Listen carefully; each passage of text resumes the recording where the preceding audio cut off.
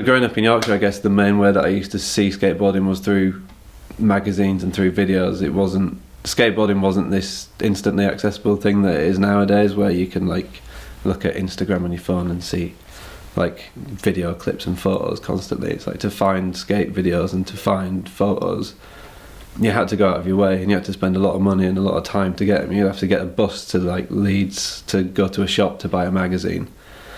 And in the 90s, a lot of the there was 2 British magazines when I started skating. There was Sidewalk and Document, and both of those featured Milton Keynes quite heavily because I guess because of the scene in Milton Keynes that was built up around the bus station with people like Rob Selly and Paul Hayward.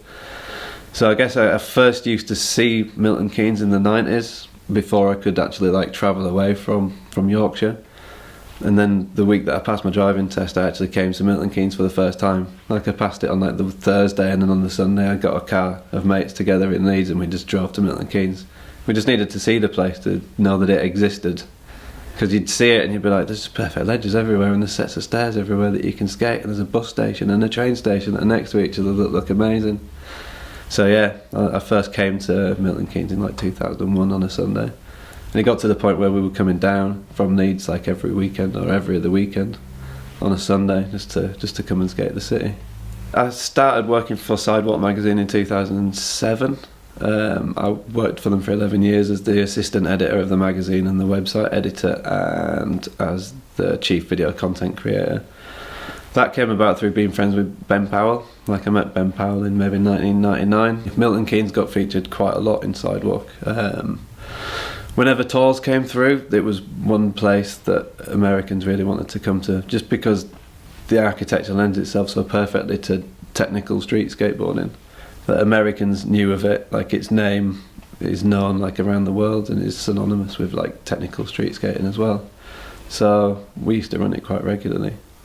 When I'd be working on video projects too, I'd bring people to Milton Keynes for the same reasons. We could drive here in like 2 hours from Leeds, and you knew that there was just a plethora of spots that you could skate with minimal hassle, and you were guaranteed to come away with footage. So it was always somewhere that we'd come and visit, definitely. I came on a flip skateboards tour maybe in 2014.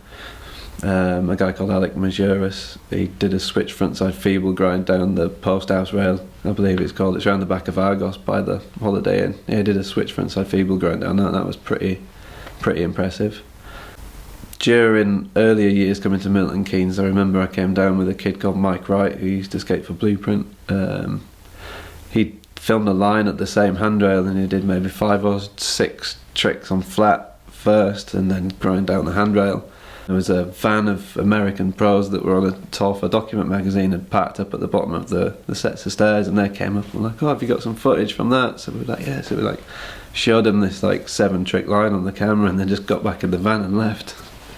That always stayed with me. And just like, alright, cool, see you then. Sidewalk magazine was available in America, yeah. I don't know what the circulation figures were like over there, but the industry saw it, and that was important, because when they were planning on doing tours to Europe, you know, they'd obviously look at the UK magazine and be like, oh, we want to go to this spot, we want to go to this spot. So yeah, Milton Keynes came up quite a lot in those sorts of conversations, because Americans were, you know, aware of it. Its reputation as a skateboarding destination of choice preceded it, so yeah, it would often be named in conversations. In relation to the magazine and how things got featured in the magazine, it was always a unanimous decision. Like myself and Ben had always, you know, we rarely had much of an impact over like where a tourer decides to go. For instance, that would probably be more down to Leo Sharp or the photographers, because they're the ones that are more hands-on with steering the direction of how an article came out from a visual point of view.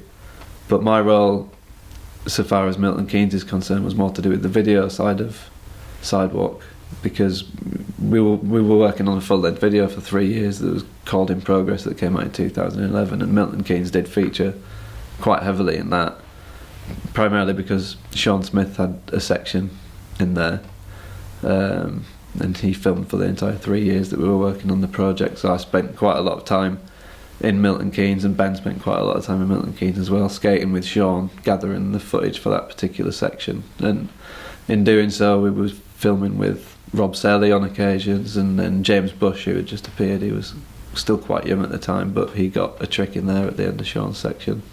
And the spot that everybody gravitates to is the bus station, hands down. Like, that's where I'd come to, because you can, like, especially if I was driving, because you just drive in and you can just park up there and get out of the car and just skate straight away. And you know, you're guaranteed not to get kicked out. When we used to park there and skate there first, when I first came down, and that was before the plaza was built, when it was just the original ledges.